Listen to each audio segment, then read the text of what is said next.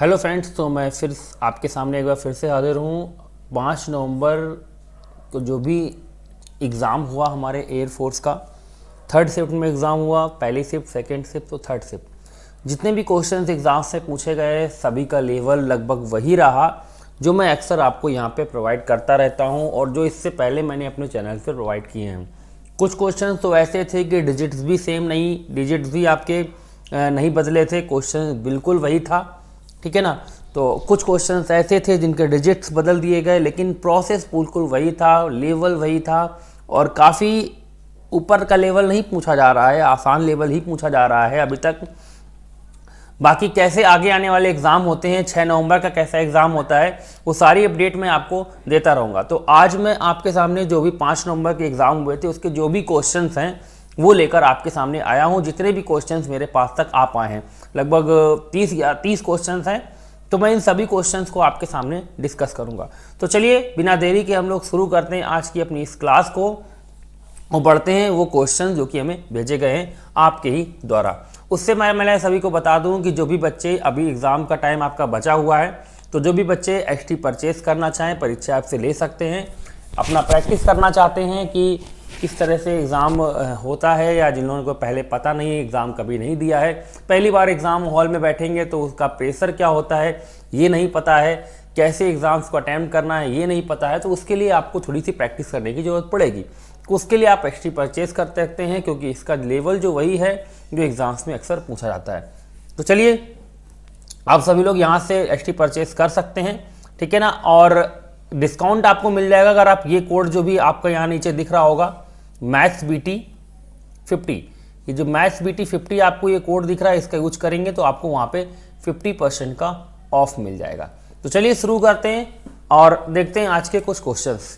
देखिए पहला क्वेश्चन आपसे पूछा गया था कि find the value of, determinant दी गई है x y z a b c x + a y + b z + c। अब सिंपल सी बात है, इस क्वेश्चन का आंसर आपने देख के ही मार दिया होगा कि आंसर सर इसका 0 होगा, बिल्कुल, क्योंकि अगर आप इन दोनों रो को जोड़ लें तो आप क्या देखेंगे कि पहली रो में x + a y + b और z + c बन जाएगा। और हमें पता है किसी भी डिटरमिनेंट की अगर दो रो आपस में सेम हो जाए तो उसका मान क्या हो जाता है, 0। इसलिए इस पहली मैट्रिक्स की, इसकी जो मैट्रिक्स पहले जो क्वेश्चन था, इसका आंसर आपका 0 बन जाएगा। चलिए क्वेश्चन नंबर 2 देखें। ये क्वेश्चन अगर आप हमारे लेटेस्ट वीडियोस जो भी मैंने मिशन IF की सीरीज स्टार्ट की थी और उससे पहले लिमिट के कुछ क्वेश्चंस कराए थे मैंने चैप्टर वाइज फॉर्म में, उसमें ये क्वेश्चंस मैंने आपको कराया था। अगर आपने उन लेक्चर्स को देखा है तो जरूर इस क्वेश्चन को पहचान गए होंगे। ये क्वेश्चन हूबहू आपका पूछ लिया गया है। तो देखिए यहाँ पे सिग्मा n लिखा हुआ है। सिग्मा n का मतलब बेटा क्या होता है, सिग्मा n का मतलब बेटा होता है n + 1/2, ठीक है ना। तो ये आपको यहाँ पे पुट करना है। जैसे ही आप यहाँ पे ये n की ये पुट करते हैं तो आपको ऊपर आ जाएगा 1 - n² अपॉन, यहाँ पे आ जाएगा n + 1/2, 2 ऊपर ले जाएंगे, ठीक है ना, ये तरीका आ जाएगा। तो अगर आप यहाँ पे देखें तो यहाँ पर आ जाएगा limit n tends to infinite 2 - 2n² upon n² + n। तो ऊपर आपको देखिए ऐसे क्वेश्चन से मैंने बताया था कि n इस ऊपर वाली जो हाईएस्ट डिग्री है यानी कि 2n², उसका कोएफिशिएंट बटे नीचे वाले की हाईएस्ट डिग्री का कोएफिशिएंट डिवाइड कर लीजिए, -2/1, यानी कि इस क्वेश्चन का आंसर -2 बन जाएगा। क्लियर है। चलिए आगे बढ़ते हैं, इसे बनाइए। अगला क्वेश्चन आपसे पूछा गया है कि दो पासों को उछालने पर अंकों का योग 5 आने की प्रायिकता क्या होगी। बहुत आसान है। देखिए हमने आपको पहले ही बताया था कि अंकों का योग 2 की बात करें तो 1 बार आता है, 3 की बात करें तो 2 बार आता है, 4 की बात करें तो आपका 3 बार आता है, और 5 की बात करें तो योगफल आपका ये 4 बार आता है। कब कब, 2 3 पे आ सकता है, 3 2 पे आ सकता है, 1 4 पे आ सकता है, 4 1 पे आ सकता है। तो ऐसी कंडीशंस आपकी केवल कितनी बनेंगी, 4। जबकि बात करें दो पासों को छालने के लिए तो NS जो होगा वो आपका 6 का स्क्वायर यानी कि 36 हो जाएगा। तो 4/36 यानी कि इसका जो आंसर हो जाएगा वो हो जाएगा 1/9। यही इस क्वेश्चन का राइट आंसर आपका बन जाएगा। ओके, चलिए हम लोग अगले क्वेश्चन की तरफ चलते हैं, उसे बनाते हैं। अगला क्वेश्चन यहाँ पे लिखा है integration cot² x dx। cot² x को देखिए हम डायरेक्टली इंटीग्रेट नहीं कर सकते हैं, इस cot² x को हमें लिखना पड़ेगा cosec² x -1, ठीक है ना। और cosec² x को लिख सकते हैं माइनस का cot x। और -1 का लिख सकते हैं माइनस का x, तो माइनस का cot x minus X plus C इस क्वेश्चन का आंसर हो जाएगा। तो आप देख सकते हैं कि कैसे एग्जाम्स का लेवल रहा है, ठीक है ना। अगला क्वेश्चन देखिए लिखा हुआ है कि फाइंड अ लेटस रेक्टम, यानी कि इलिप्स का आपको नाभिलंब निकालना है। और सभी को पता है कि अगर equation X square upon A square और Y square upon B square के फॉर्म में दी जाती है और अगर ए आपका बी से बड़ा आता है तो ऐसे केस में जो हमारा लेटस रेक्टम यानी कि जो नाभिलंब होता था वो आपका होता था 2b स्क्वायर अपॉन ए। तो 2b स्क्वायर अगर आप देखें तो आपको मिल रहा है यहाँ पे 75 और a आपको मिल रहा है यहाँ पे ये a स्क्वायर दिया है, तो आपको a मिल जाएगा 10। सॉल्व करेंगे आप तो आपको मिल जाएगा 15। तो इसका जो नाभिलंब है यानी कि लेटस रेक्टम है वो 15 आपका राइट आंसर हो जाएगा, ठीक है ना। हो सकता है जो भी क्वेश्चन मैं आपके सामने लेकर आया हूं उसके डिजिट्स बदल गए हों, ऐसा हो सकता है, पॉसिबल है, क्योंकि बच्चों को याद रहना और उन्हें हमें बिल्कुल एग्जैक्ट बताना बहुत आसान काम नहीं है, ये आप खुद भी नहीं कर पाएंगे। बहुत कम केसेस में बच्चों को क्वेश्चन याद रह पाते हैं क्योंकि वो एग्जाम देने जाते हैं, वहाँ क्वेश्चन लर्न करने नहीं जाते। फिर भी अगर वो एग्जाम का रिव्यू दे रहे हैं और इतने क्वेश्चंस आपको मैं बता रहा हूँ तो इसका मतलब है कहीं ना कहीं उन लोगों ने क्वेश्चंस याद रखे हैं। और जो भी क्वेश्चंस आपको बता रहा हूँ मैं कहीं ना कहीं उनकी हेल्प से ही बता रहा हूँ, ठीक है ना, मैं एग्जाम देने नहीं गया था। अगला क्वेश्चन आपके सामने स्क्रीन पर लिखा हुआ है कि find D by D x of sine x square. तो देखिए साइन एक्स स्क्वायर की बात करें तो सिंपल सी बात है, एक्स स्क्वायर को अगर एक्स मान लिया जाए तो ये साइन एक्स बन जाएगा और साइन एक्स का डिफरेंशिएट हो जाएगा कॉस एक्स स्क्वायर, क्योंकि ये एक्स स्क्वायर को तो मैंने एक्स माना था और साइन एक्स का कॉस एक्स स्क्वायर हो गया। अब एक्स स्क्वायर का फिर से करना पड़ेगा तो 2x आ जाएगा, सिंपल सा आंसर हो जाएगा। अगला बनाते हैं। अगला देखिए लिखा है find the middle term x minus 1 upon x की होल पावर 18। देखिए जो मैंने कल आपको क्वेश्चन प्रोवाइड किए थे यानी कि 4 नवंबर वाले, उसके पहली शिफ्ट में भी ऐसा एक क्वेश्चन पूछा गया था। तो मिडिल टर्म के लिए मैंने बताया था जब भी पावर ऑड इवन होती है तो इसके लिए n/2 + 1 आपका मिडिल टर्म होता है, यानी कि 18/2 + 1 यानी कि 10वां पद जो है वो आपका मिडिल टर्म होगा। तो 10वां पद कैसे निकालेंगे, लिखेंगे 18c10 x की पावर 10वां है तो यहाँ पे n की वैल्यू r की वैल्यू हमेशा एक कम लिखी जाती है तो 9 आएगी, ठीक है ना। 18 x की पावर 9 और ये -1 अपॉन x की पावर 9, ठीक है ना। तो ये x की पावर 9 से x की पावर 9 कट जाएगा, माइनस लगाया, पावर एक ऑड नंबर है इसलिए माइनस का 18c 9 आएगा, ठीक है ना। ये इसका आंसर बनेगा। अगला बनाते हैं। अगला देखिए लिखा हुआ है find the domain of sine inverse 2x। अभी अगर मिशन IF वाली सीरीज आप देख रहे थे तो उसमें एक क्वेश्चन मैंने कराया था साइन इनवर्स 5x का डोमेन, उसी का जस्ट उल्टा पूछ लिया गया है। यहाँ पे उल्टा क्या कह सकते हैं, उसी तरह का क्वेश्चन पूछ लिया गया है, साइन इनवर्स 5 की जगह पे आपका 2 कर दिया गया है।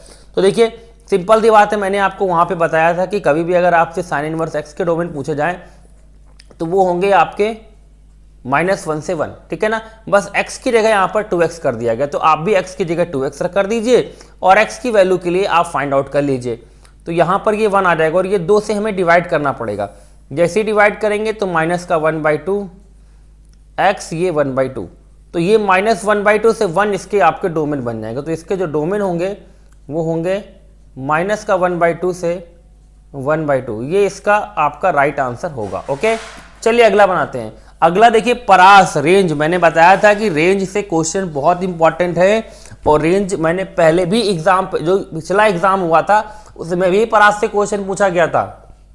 आप चाहें तो हमारी प्लेलिस्ट पर जाकर मैंने एक सीरीज का एक प्लेलिस्ट का नाम बनाया हुआ है एयरफोर्स आस्क्ड क्वेश्चन, उसमें मैंने सारे क्वेश्चंस जो इससे पहले 2-3 साल में पूछे गए हैं सबके सब वहाँ पे प्रोवाइड किए हैं। तो आप जाकर वहाँ पे देख सकते हैं और इन क्वेश्चंस को भी मैं वहीं पे प्रोवाइड आपको कर दूंगा, इसको भी मैं उसी में ऐड कर दूंगा। तो वहाँ भी ये रेंज का क्वेश्चन पूछा गया था और तब से ही मैंने आपको ये बताना शुरू कर दिया। तो रेंज यानी कि परास आपकी होती है मैक्स वैल्यू माइनस मिन वैल्यू, यानी कि इन सभी डाटा में जो मैक्सिमम वैल्यू है वो 9 है और मिनिमम वैल्यू जो है वो 2 है। इन दोनों को आपस में माइनस कर दीजिए, आपका आंसर आ जाएगा 7। यही आपका राइट आंसर है। ओके, चलिए अगला बनाते हैं।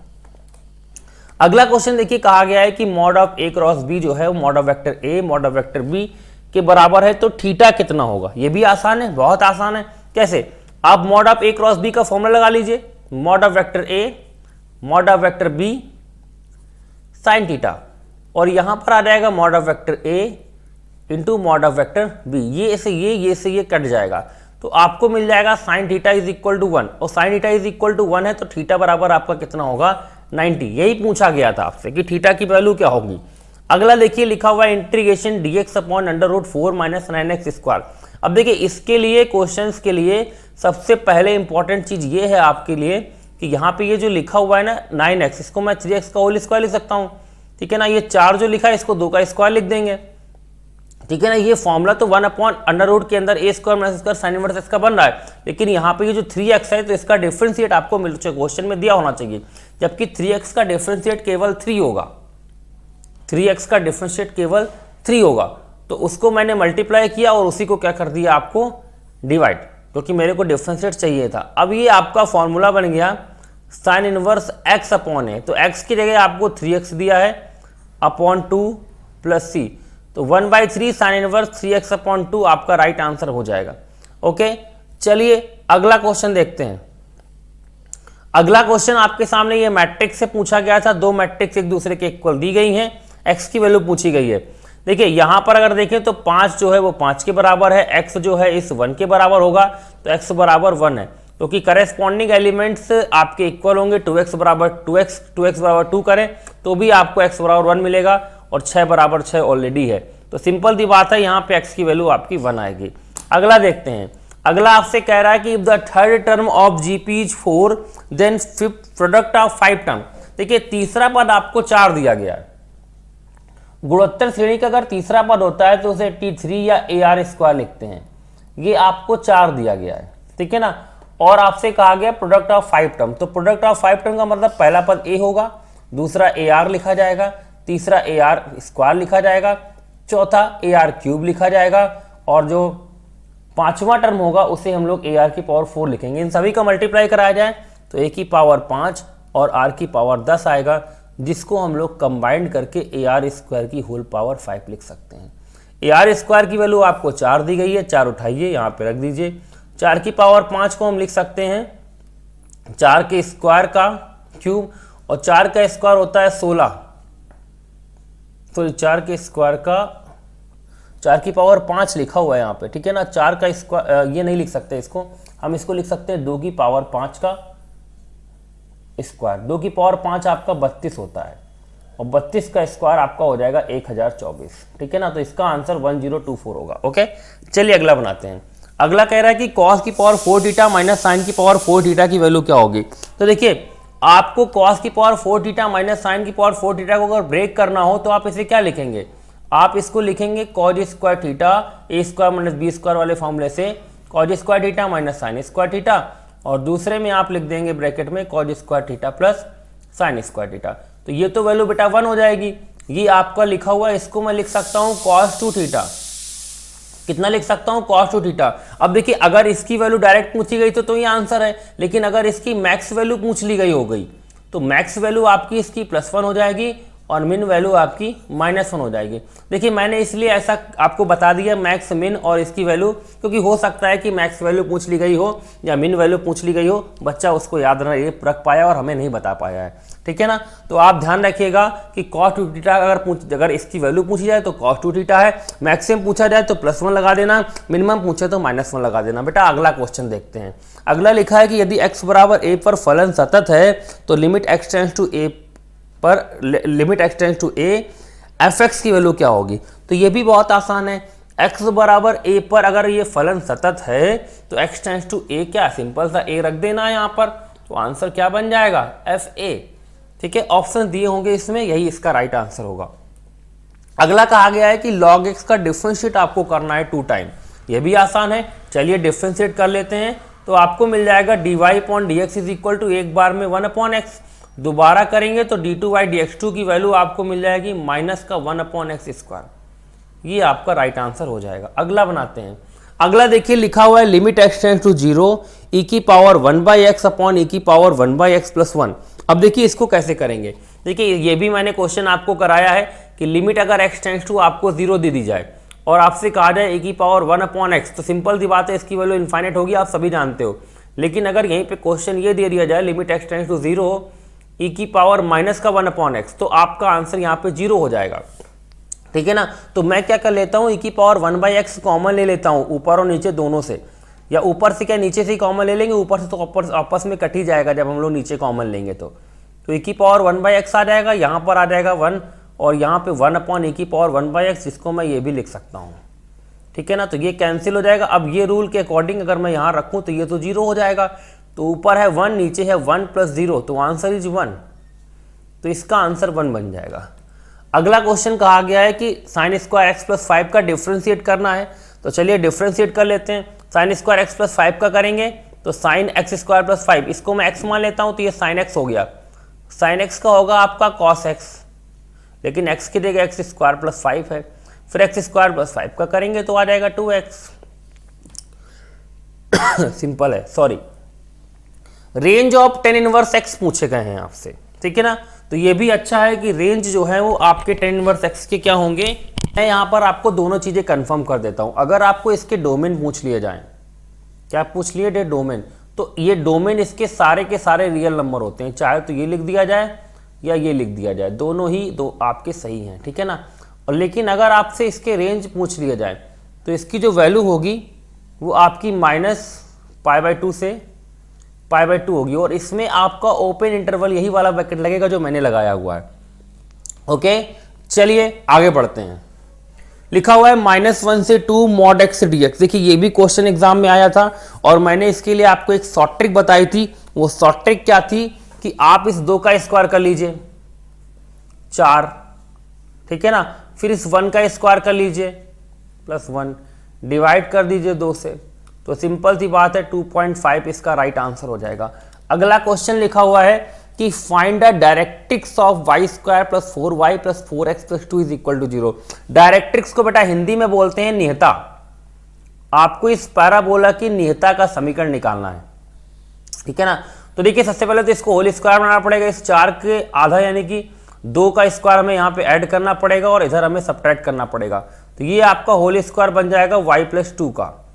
बाकी को मैं उस साइड ले जाऊंगा तो यहाँ पर ये आपका बचेगा 4x - 2, इसको जैसे ही उस साइड ले जाएंगे तो आ जाएगा आपका -4x और +2। आप -4 कॉमन ले सकते हो, तो y + 2 का होल स्क्वायर यहाँ पे आ जाएगा, -4 कॉमन लेने के बाद x - 1/2। अब इसको आप लोग कंपेयर कराएंगे अगर y² = -4x से, तो आप क्या पाएंगे कि आपको a की वैल्यू 1 मिल रही है, ठीक है ना। और आपको इसकी डायरेक्ट्रिक्स पता होनी चाहिए क्या होती है, तो इसकी जो डायरेक्ट्रिक्स होगी वो होगी x बराबर आपकी a, तो a की वैल्यू तो 1 दी गई है, तो यहाँ पर आप a की वैल्यू 1 रख दीजिए, लेकिन एक्चुअल में x की जगह बेटा x - 1/2 लिखा है, तो यहाँ पर आपको x - 1/2 = 1 लिखना पड़ेगा, तो x = आपका आ जाएगा 3/2। यही नियता का समीकरण हो जाएगा। ओके, चलिए आगे बढ़ते हैं। अगला क्वेश्चन आपका लिखा हुआ है limit x tend to 0 x² + 4 root के अंदर, ठीक है ना, और अपॉन में √x² + 9। देखिए ये क्वेश्चन अच्छा है, इंपॉर्टेंट है, एग्जाम में आने लायक है। कैसे करेंगे मैं क्लियर कर देता हूं, ध्यान दीजिएगा। आप लोग क्या करिए, सबसे पहले जैसी 0 रखते हैं तो आपको 0/0 मिल रहा है, एल हॉस्पिटल रूल लगाइए। एल हॉस्पिटल रूल का मतलब है ऊपर डिफ्रेंशिएट करिए, तो जब हम लोग इसका डिफ्रेंशिएट ऊपर करेंगे तो आ जाएगा 1/2 x² + 4 और x² + 4 का करेंगे तो आ जाएगा 2x, ठीक है ना। फिर x² √x + 4 9 का करेंगे तो इसका आ जाएगा 1/2 √x² + 9 × 2x।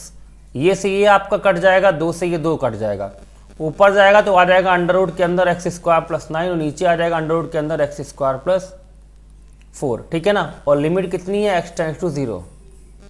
जैसे 0 रखेंगे तो ऊपर से आपको 9 यानी कि 3, नीचे से आपको 4 यानी कि 2 मिल जाएगा, 3/2 आपका राइट आंसर है। अगला क्वेश्चन देखिए लिखा हुआ है 10, फिर √10 √10 √10। तो देखिए इसके लिए एक शॉर्ट ट्रिक पहले याद रखिए कि कभी भी रूट के अंदर अगर एक ही नंबर को रिपीट करके ऐसे लिखा जाए डॉट इनफाइनाइट तक, तो जो भी लिखा जाता है वही आंसर होता है इसका। अगर मैं यहीं आपको रूट के अंदर 5 लिख देता हूँ तो इस क्वेश्चन का आंसर आप समझ सकते हैं क्या बनेगा, 5। सिमिलरली यहाँ पे 10 10 10 रिपीट करके लिखा गया तो इस पूरे का आंसर जो है वो आपका 10 बन जाएगा। तो ये और ये जब सेम होता है तो वैल्यू सभी को पता है 1 होती है, ठीक है ना। अगला क्वेश्चन आपसे कहा गया है कि 2 सिक्कों को उछाला गया है तो प्रायिकता ज्ञात करें कि कम से कम एक हेड आए।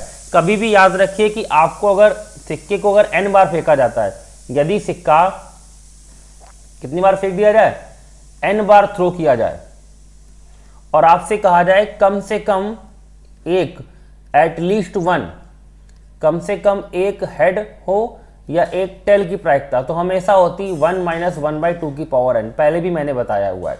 तो 1 माइनस 1/2 की पावर n की जगह 2 बार, तो 1 माइनस 1/4, इसका सीधे आंसर आप 3/4 लिख सकते हैं। ओके, अगला देखते हैं। कह रहा है कि 7 sign square theta plus 3 cos square theta की इज इक्वल टू 4 हो तो थीटा की वैल्यू क्या है। ये भी आसान था, आप इसको लिख सकते हैं 7 साइन स्क्वायर थीटा को 3 साइन स्क्वायर थीटा और प्लस का 4 cause sign square theta side में लिख देते हैं, दोनों को मिला के 7 हो जाएंगे। और यहाँ पे लिख सकते हैं 3 cos square theta is equal to 4। यहाँ पे देखें तो साइन स्क्वायर थीटा तीन कॉमन लेने के बाद sine square theta plus cos square theta बचेगा, 3 बचेगा, 3 को उधर ले जाएंगे तो यहाँ पे 1 आ जाएगा और यहाँ पे आ जाएगा 4 साइन स्क्वायर थीटा। तो साइन स्क्वायर थीटा की वैल्यू आपकी मिल जाएगी 1/4, तो साइन थीटा आपको मिल जाएगा 1/2 और साइन ने 1/2 किसकी वैल्यू होती है 30 डिग्री की, तो इसका आंसर है जो 30 डिग्री हो जाएगा। अगला क्वेश्चन ये लिखा है कि find the max value of sine X plus cos x. ये भी आसान है, सभी को पता होगा कि sign X plus cos x अगर आपको दिया जाता है तो इसकी मैक्सिमम वैल्यू निकालने के लिए आप सभी को एक फॉर्मूला याद होगा, A sine X plus minus B cos X, मैंने आपको बताया था। इसकी मैक्स वैल्यू पूछी जाए तो वो आपकी होती है प्लस का under root A square plus B square, minimum value पूछी जाए तो माइनस का under root A square plus B square.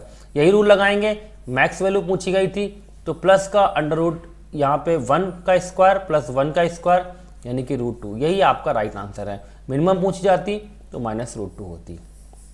अगला देखते हैं, अगला लिखा है find the slope of √3x plus 2y is equal to 7। Slope यानी कि आपको हिंदी में बोले तो प्रवणता निकालनी है, तो किसी भी लाइन की प्रवणता निकालने का फॉर्मूला सभी को पता होगा।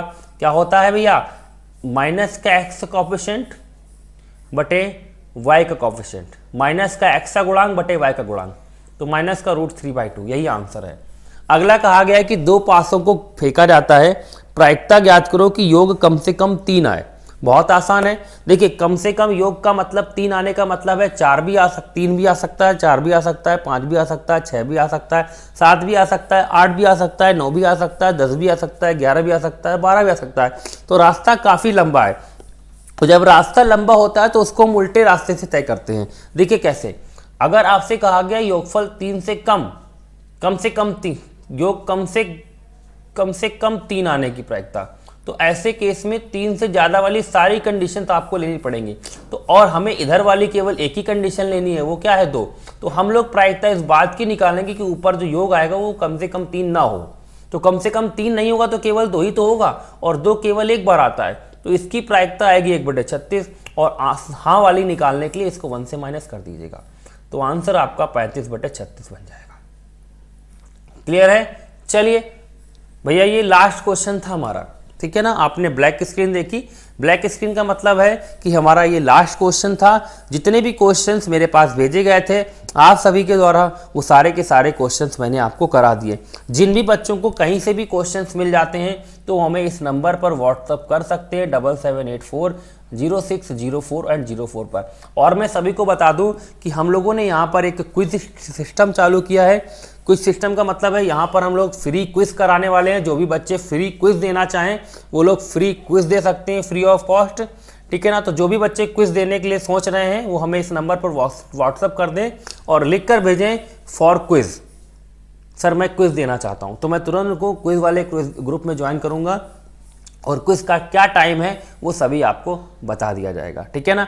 तो चलिए आज की क्लास में ये एंड करते हैं और बाकी मिलते हैं अपने अगले वीडियो।